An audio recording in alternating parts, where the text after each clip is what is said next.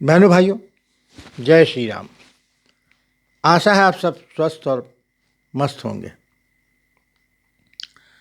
अपने देश की हिंदुओं के सबसे बड़े संगठन, जी हाँ, आरएसएस यानी राष्ट्रीय स्वयंसेवक संघ को कट्टर हिंदुत्व के नाम से जाना जाता है, हिंदुत्ववादी संस्था के नाम से जाना जाता है। और अक्सर हमेशा विपक्ष जो है आरएसएस को गाली देता पाया जाता है कि ये सांप्रदायिक लोग हैं, ये सांप्रदायिकता फैला रहे हैं। जबकि स्थिति वैसी नहीं दिखती। अब अभी देख लीजिए ना, आप इस संस्था के, इस संगठन के सरसंघ चालक, जो सबसे बड़े पद होता है इस संगठन का, श्री डॉक्टर मोहन भागवत जी ने पुणे में क्या कहा। उन्होंने कहा कि हर दिन मंदिर मस्जिद का एक नया मामला उठाया जा रहा है। यह सही नहीं है। कुछ लोग सोचते हैं कि वे नई जगहों पर मंदिर के मुद्दे उठाकर हिंदुओं के नेता बन सकते हैं। यह अस्वीकार्य है। रोज एक नया मामला आ रहा है, ये बिल्कुल गलत बात होगी, ये सही नहीं है। अब बताइए, इस वक्तव्य को सुनकर जो उन्होंने पुणे में दिया था, आपको कहाँ लगता है कि ये कम्युनल है? क्या इसमें आपको सीधा सीधा धर्मनिरपेक्षता या सेकुलरिज्म नहीं दिख रहा? कि वो तो चाहते ही नहीं भाई कि इस तरह की बातें हों और मंदिर मस्जिद उठाए जाएं। उन्होंने कहा कि राम मंदिर के बाद अब किसी भी मस्जिद मंदिर का विवाद नहीं होना चाहिए, और जो ऐसा कर रहे हैं वो हिंदू नेता बनना चाह रहे हैं, लेकिन वो बन नहीं सकते। कितनी सुंदर बात बताई। और आप लोग कहते हैं कि वो सांप्रदायिक है, ये सांप्रदायिक संगठन है, हिंदू मुस्लिम करता है। आप लोगों को याद होगा, इसके पूर्व में भी उन्होंने इमाम बुखारी जी से भी जाकर बात की थी, स्वयं गए थे मिलने के लिए। बताइए, है कोई और मौलाना ऐसे जो वो उनके पास आकर हल ढूंढा हो, जिसने कि भाई ये हिंदू मुस्लिम का जो विवाद है वो समाप्त होना चाहिए और सबको भाईचारे के साथ रहना चाहिए? मगर कितनी ऊंची सोच रखते हैं हमारे मोहन भागवत जी कि भाई यहाँ पर हम हिंदू मुस्लिम को सब साथ मिलकर रहना चाहिए। ऐसे ही तो कहा ना उन्होंने। अब ये सेकुलरिज्म नहीं है तो क्या है? ये कहाँ से कट्टर हिंदुत्व हो गया? अरे कट्टर हिंदुत्व वो हो गया, वो है कि जो आप रोज नए नए ढूंढते जा रहे हो मस्जिद। आज आपने संभल पकड़ लिया, काशी का बोलने लग गए, फिर राम मंदिर का हुआ नहीं तो आप काशी पे आ गए, काशी के बाद फिर आप मथुरा चले गए, मथुरा के बाद संभल हो गया, संभल के बाद अजमेर आ गया। तो आप क्या पूरे देश में मस्जिद के नीचे, मस्जिद के अंदर मंदिर ही ढूंढते रहोगे? यही बात तो बोली ना। देखो भाई, एक बात है, ये हमारा देश भारत है, बड़ा विचित्र देश है, और यहाँ पर धर्मनिरपेक्षता तो अंदर तक गड़ी हुई है जमीन में, जो रह रह के निकलती। ये सेकुलरिज्म का जो कीड़ा है ना, वो दुनिया का सबसे खतरनाक कीड़ा है, सेकुलरिज्म का कीड़ा। एक बार यदि किसी को काट देता है ना, तो वो चाहे कितनी इम्यूनिटी वाला हो, वो फिर उस कीड़े के जहर से नहीं बचता। तो आप क्या सोच रहे हो कि सेकुलरिज्म का कीड़ा मोहन भागवत जी को काट गया? नहीं नहीं, ऐसा सोचना भी नहीं। ये तो सोच में है। सेकुलरिज्म सेकुलरिज्म जो है वो हमारे देश की सोच में है। तो फिर क्यों ऐसा उन्होंने कहा? कुछ लोग ने जिस पर चर्चा की बैठ के, तरह तरह के लोग हैं, तरह तरह का मुंह, तरह तरह की बातें। तो आखिर क्या अचानक इनको ये बोलने की ज़रूरत आ पड़ी? अभी क्या हो गया ऐसा? दरअसल ये आप इनके पुराना इतिहास में जाएं तो आपको सब चीज़ें धीरे धीरे समझ आ जाएंगी। आप याद कीजिए, बिहार के चुनाव होने वाले थे, चुनाव प्रचार सरगर्मी पे था, उसकी गर्मी चढ़ी हुई थी। उसी समय मोहन भागवत जी ने एक वक्तव्य दे दिया आरक्षण के खिलाफ कि अब आरक्षण को समाप्त होना चाहिए, और बस बिहार चुनाव की फिजा बदल गई, बीजेपी पिछड़ गई। अब उस समय पे बात, पहले की बात, ये तो बहुत पुरानी बात हो गई। ये अभी अभी 2024 के लोकसभा चुनाव के समय पे नड्डा जी का एक बयान आया जिसमें उन्होंने कहा कि बीजेपी आरएसएस के बिना भी जीत सकती है। तो क्या नड्डा जी अभी कल राजनीति में आए हैं क्या? अरे ये तो सामान्य स्कूल कॉलेज में पढ़ने वाले जो बच्चे हैं, जो राजनीति करते हैं, उनके स्कूल कॉलेज में जो राजनीति होती है, वो लोग भी इस बात को अच्छे से जानते हैं कि जो हमारा सहयोगी है, जो हमारा कार्यकर्ता है, हमको उसके खिलाफ बोलकर अपने लिए गड्ढा नहीं खोदना है, खास तौर से चुनाव के समय। तो क्या नड्डा जी ने जानबूझकर ऐसा कहा कि जिससे वो बीजेपी को बुरा लगे? जी नहीं, वैसी बात नहीं है। उसके पूर्व ही उनको पता चल गया था कि आरएसएस हमारा सहयोग नहीं कर रही है। और ये विशेष रूप से कहाँ हुआ? राजस्थान में नहीं हुआ, मध्य प्रदेश में नहीं हुआ, छत्तीसगढ़ में नहीं हुआ, विशेष रूप से उत्तर प्रदेश और बिहार में। जब आरएसएस ने सहयोग देना बंद कर दिया, तब उसके बाद नड्डा जी का ये बयान आया। उसके पूर्व बोलकर कोई भी ऐसी गलती नहीं करेगा कि आ बैल मुझे मार।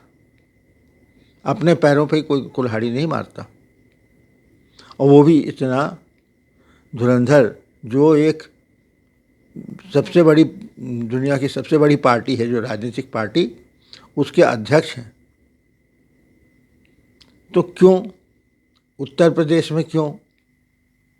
सोचने की बात है। आप ध्यान दीजिए इस बात को, तब आपको सारी चीज़ें स्पष्ट नजर आने लगेंगी। उत्तर प्रदेश में योगी जी ने कहा था कि मैं 80 में 80 सीटें लाऊंगा, और आप देखिए उसके बाद क्या हुआ। उत्तर प्रदेश में स्थिति खराब हो गई, जहाँ पर पूरा सारे लोगों का ये था कि यहाँ पर सबसे ज़्यादा सीट बीजेपी को मिलेगी, लेकिन वहाँ पूरा समीकरण बदल गया। क्यों बदला? किसने हाथ हटा लिया वहाँ से? क्योंकि देखिए, एक बात तो है, बीजेपी में के लिए बता रहा हूँ कि आरएसएस जो है वो एक, उसका जो नैरेटिव रहता है, उसका जो प्रचार का तरीका रहता है, वो बिल्कुल अलग है, बिल्कुल अलग। और उनके प्रचार के बगैर और उनके नैरेटिव के बगैर बीजेपी थोड़ी कमज़ोर दिखती है। उनके प्रवक्ता में वो धार अभी नहीं दिखी चुनाव के समय, तो इसके कारण ये रिजल्ट आया। फिर उनको लगा कि नहीं यार, ये तो गलत हो गया। अभी भी फिर भी बीजेपी पहुंच ही गई, तो फिर अब उनको ये लगा कि ये तो भाई बात गलत हो गई, क्योंकि ये भी समझ में आया कि आज जो आरएसएस फल फूल रही है, आगे बढ़ रही है, वो केवल बीजेपी के शासन में रहते ही। यदि बीजेपी शासन में ना हो तो आरएसएस को भी समझ आ जाता है कि वो कैसे अपने को सरवाइव करे। तो अब उनको ये फिर एहसास हुआ कि नहीं भाई, हम बीजेपी के सहारे को छोड़ नहीं सकते, और ना ही बीजेपी आरएसएस को छोड़ सकती है। दोनों का चोरी दामन का साथ है। तो ऐसे में यदि बीजेपी को आरएसएस की ज़रूरत है तो आरएसएस को भी बीजेपी की ज़रूरत है। हाँ, ये ज़रूर है कि 2014 के पहले आरएसएस का जो दबदबा था वो अब स्पष्ट नहीं दिखता, क्योंकि उस समय तो ऐसा था कि कोई भी मंत्री हो, सीएम हो, अरे आरएसएस वाले हैं, खड़े हो जाते थे, तुरंत आइए बैठिए। यानी आपको याद आएगा वो ज़माना, वो पुराना ज़माना जिस समय राजा महाराजा अपने यहाँ ऋषि मुनि पुरोहित, राज पुरोहित को सम्मान दिया करते थे। उसी तरह का सम्मान पाने की आरएसएस की आदत हो गई थी। और अभी ऐसा दिखाई देता है कि 2014 के बाद से कुछ इसमें बदलाव आया। सम्मान तो है, सम्मान वही है, लेकिन जैसा आरएसएस चाहती थी वह उस तरह का उसमें कमी दिखाई देती है। तो नेचुरली जिसने एक समय ऐसा देखा हो तो उसे बुरा तो लगेगा ही। फिर जैसे भाई किसी के यहाँ शादी में फूफा जी आते हैं कि वो वहाँ के, क्योंकि अभी तक वो करते आए थे, आगे आगे उन्हीं की सुनी जाती थी कि भैया फूफा जी इसको कैसे करना है, फूफा जी इनको कैसे, इनको बुलाना है कि नहीं बुलाना है, ये इसके लिए क्या, ये मिठाई बनाना है कि क्या बनाना है। हर बात में फूफा जी से राय ली जाती थी। अब क्या हो गया, इस बार जब फूफा जी आए तो देखा कि वहाँ तो बागडोर किसी और ने संभाली है, मामा जी ने संभाल ली है। वहाँ सब लोग तो मामा जी को पूछ रहे हैं।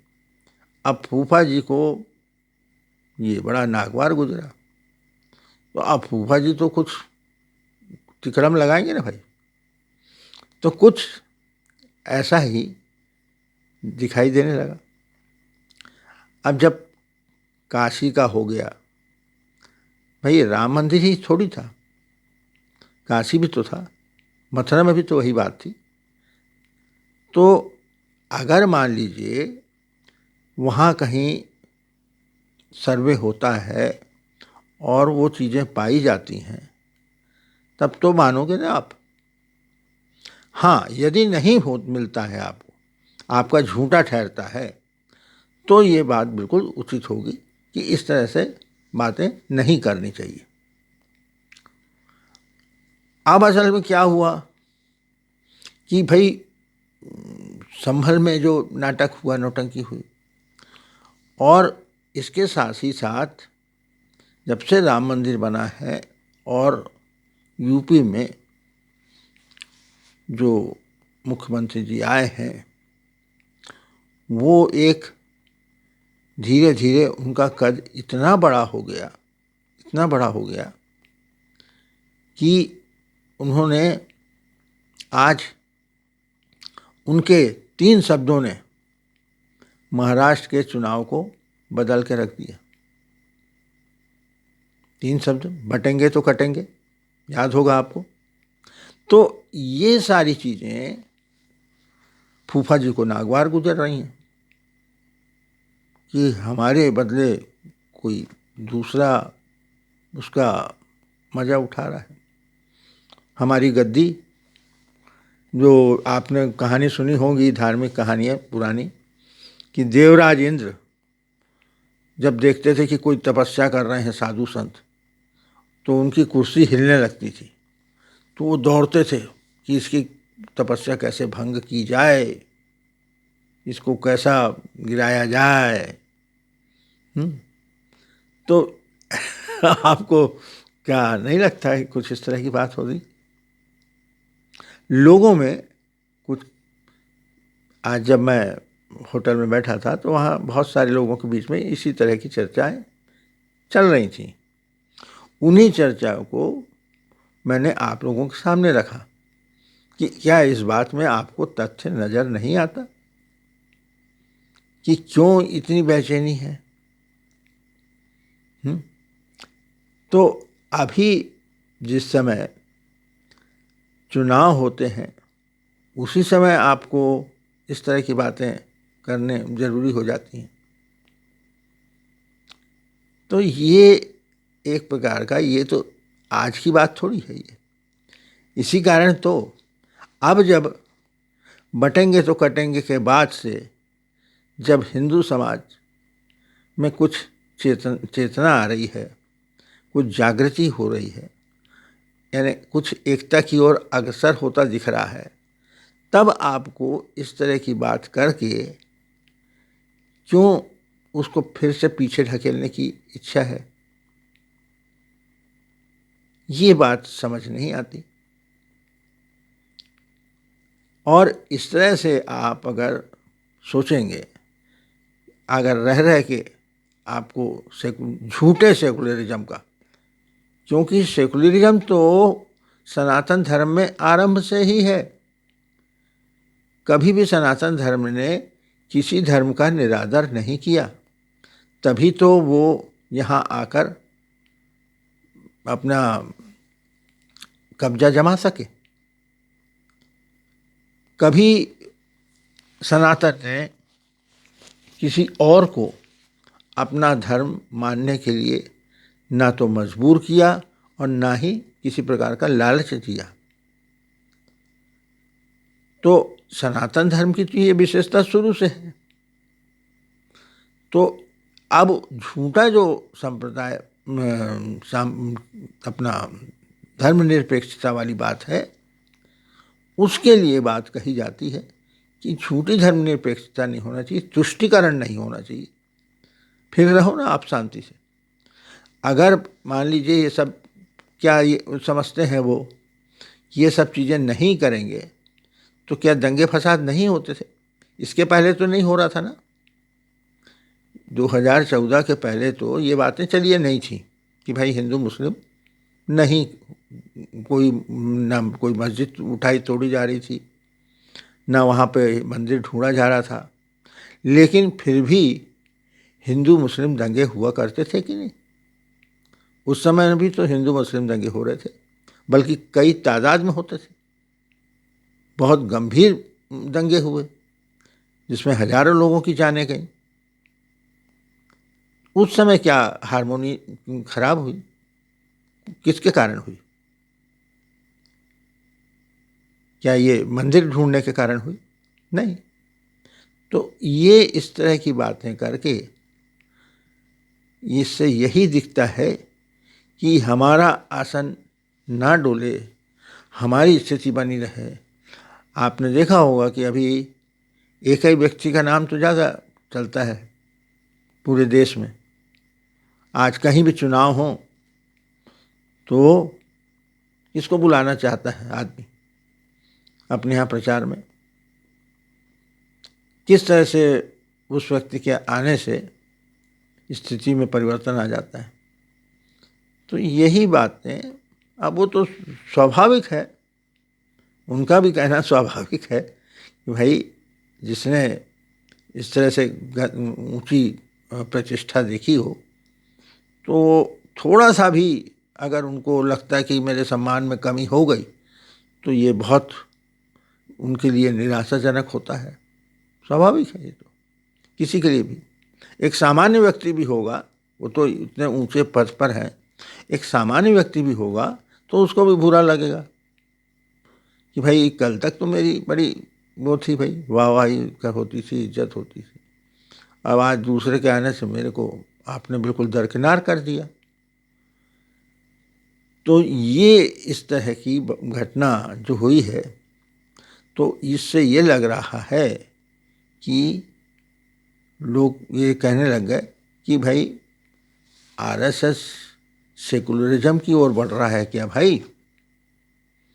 अभी तक तो कांग्रेस सेकुलरिज्म करती थी, समाजवादी पार्टी करती थी, तो अब क्या ये, अब या तो फिर और किसी का नाम तो ले नहीं सकते।